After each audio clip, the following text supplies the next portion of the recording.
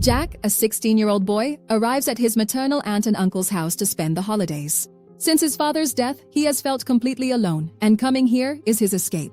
His uncle's name is Victor, his aunt is Anna, and his cousin is Tomas. Since Jack shows up without warning, the atmosphere becomes uncomfortable and the family seems annoyed.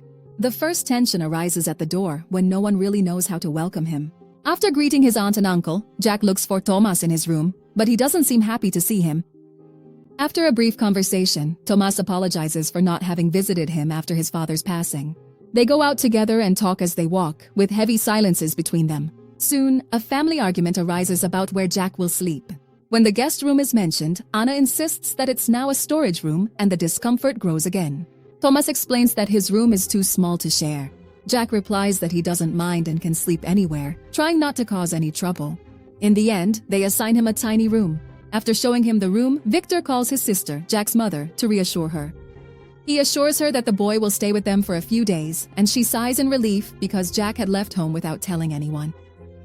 Later, Jack walks over to the indoor pool area. Tomas sits next to him and they chat while Tomas admits he has a piano exam coming up and is feeling stressed. They start playing ping pong and with each hit, a first bond begins to form. That night, Jack tries to unfold the sofa bed, but he can't figure out the mechanism and eventually gives up, exhausted.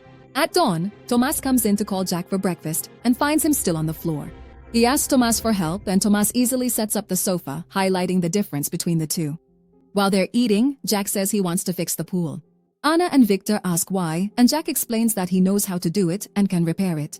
Victor agrees and promises to pay if he finishes within a week. Later, Jack and Tomas return to the ping pong table.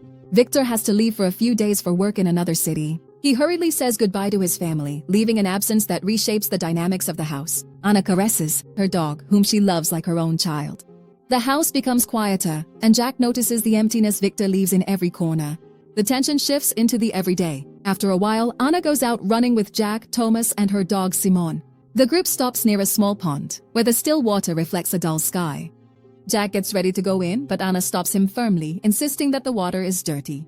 They all return home, and as soon as they walk through the door, Jack and Tomas go back to playing ping pong. Anna comes in and orders Tomas to stop. She's frustrated.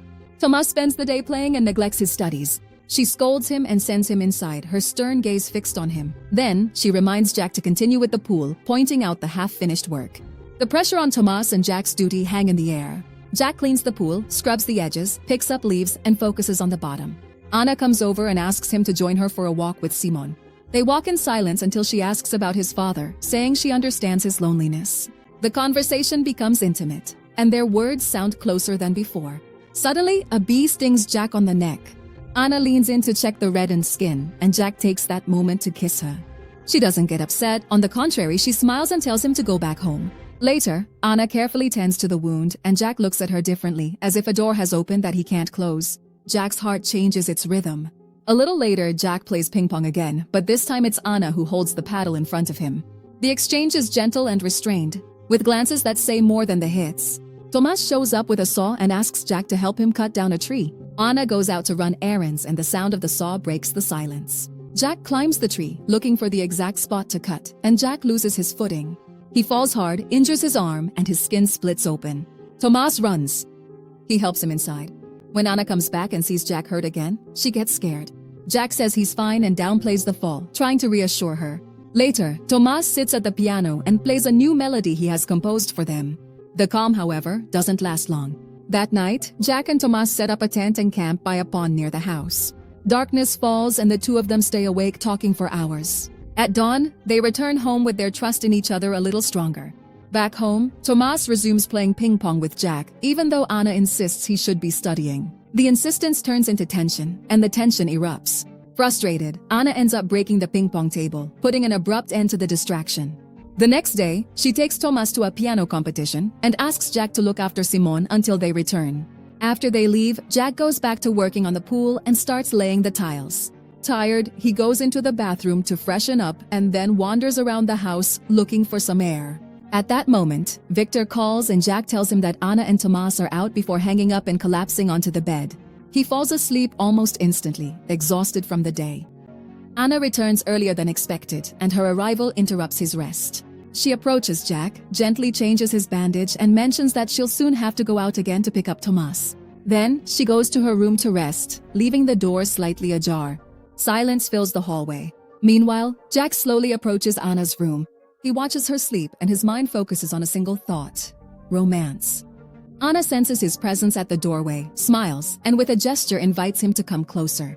At her request, Jack sits beside her and the two lean toward each other. The line separating them becomes blurred. Jack can no longer hold back, and together they forget all boundaries and cross every barrier. At that very moment, Tomas returns home earlier than expected. He enters his mother's room looking for her, and the scene hits him head-on. With a broken heart, he leaves in silence, as if he can't bear to look. Another wound opens in the home. A little later, Anna goes out to pick up Tomas, unaware that he has already returned. In the afternoon, she arrives and finds him at home, tense and distant. She gets upset and asks him why he didn't let her know. Tomas calmly replies that he arrived a while ago, but what he saw left him speechless. Anna instantly realizes that he saw everything. She apologizes, guilt-heavy in her voice. From that moment on, the atmosphere in the house changes. Everyone becomes distant and cold, as if every word weighed too much.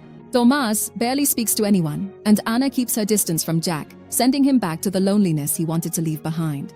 The house becomes a strange place. The next day, Victor returns from his business trip. Jack watches him with Anna, shoulder to shoulder, and jealousy rises in him like a shadow. When Victor asks what happened, Anna explains that Tomas went to the piano competition drunk and was disqualified. Victor, disappointed, withdraws to talk to his son. The family ties become even more strained. Meanwhile, Jack continues working on the pool and nearly finishes the reconstruction. Seeing the list, Anna asks him to fill it with water so everyone can enjoy it the next day. Then she adds coldly that he should leave her house already.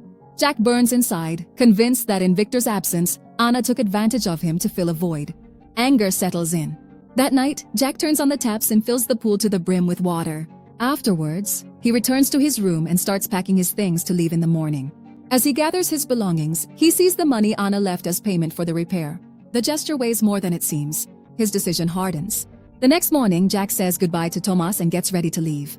Meanwhile, Anna wakes up and starts looking for Simon around the house. She calls out, checks hallways and rooms but can't find him. She runs outside, driven by unease. The pool, freshly filled, beckons like a mirror. There, by the edge, Anna finds Simon lying still, motionless. The shock breaks her, and she bursts into tears beside her dog's body. From a distance, Jack watches her with a shadow in his eyes and feels a dark satisfaction. He had drowned Simon in the pool the night before, after filling it. Now, the pain travels in another direction. Jack loves Anna, but she hurt him by treating him like someone to be used and discarded. Perhaps his anger drives him to make her feel the same pain, because Anna loves Simon like a son. After seeing her cry, Jack turns around and silently returns to his house.